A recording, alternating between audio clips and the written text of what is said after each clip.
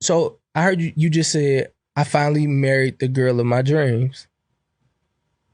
Yeah. How to talk about the good times when she was the girl of your dreams? Because ultimately the picture that has been painted now is that she's never really been the girl of your dreams because you always had something else going on inside of the marriage. Can a man have the girl of his dreams and still have alternate activities outside of what marriage looks like?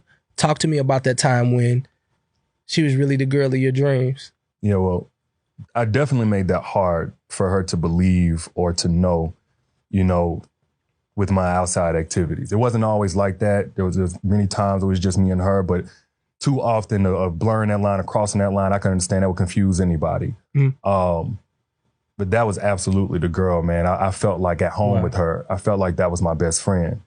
When we first got together, we could just laugh. It's like she just brought out the kid in me. It was safe. It wasn't judged. Matter of fact, our first date, man, I had enough money to take her. I had gas and to get her food afterwards. I didn't even have enough for myself. And we went to IHOP, man, and I ate water for dinner.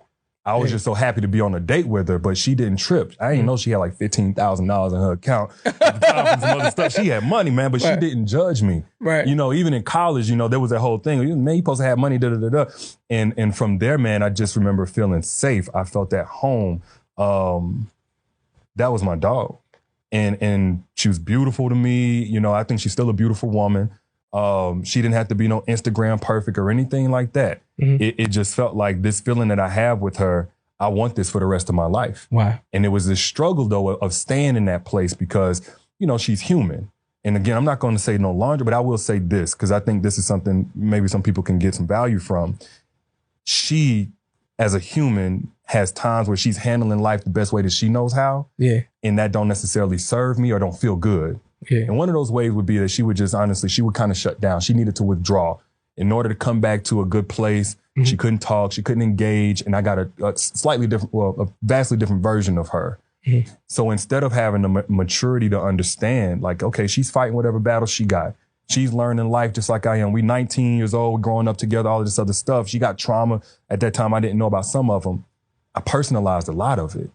And because my particular wounds myself were abandonment and rejection, it felt like a repeat of, and I didn't know this was at a subconscious level, but it felt like a repeat of. Yeah. But man, in between being triggered, I'm talking about like, man, family members passing away and she at every funeral. Any family member of hers, I'm at every funeral.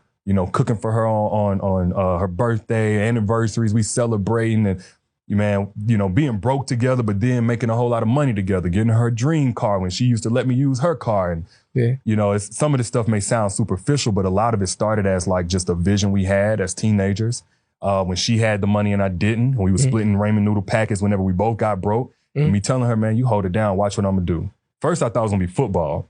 But I was like, so you played ball in college? In college. That's how I went to college. It was a scholarship. Your arm's still bigger than mine. I put a jacket on. I was like, hell no, ain't no way. I'm wearing my little t-shirt today. He pulled his, and man, arm big as my thigh. We praying. Hey man, yeah. I was, and I was just okay in college for being real. Yeah. But she believed in me. And a lot of times that was my motivation to like, man, I got to really figure this out. And when I couldn't figure that out, like, I got to figure something out. And as I actually figured it out and the money was coming in, because I proposed to her whenever I had my best financial year ever. And I was like, I don't want to restart with nobody else. I don't want somebody else who looks better. No, I want the girl that I was broke with, that I was in college with. And that's when I proposed to her. And it just seemed like the dream was coming true. But you know what? There's a lot of work that needed to be done, man, to see that through. And I didn't get it done. So why divorce? Why was divorce an option when you feel the way you feel kind of on the, like this side? Like when you speak about her, like I think everybody in the room can see that you light up. Like you really kind of light up when you talk about it. And so walk me through the divorce journey, because it's a lot of people right now who may light up exactly like you, but then choose divorce. Are there any regrets?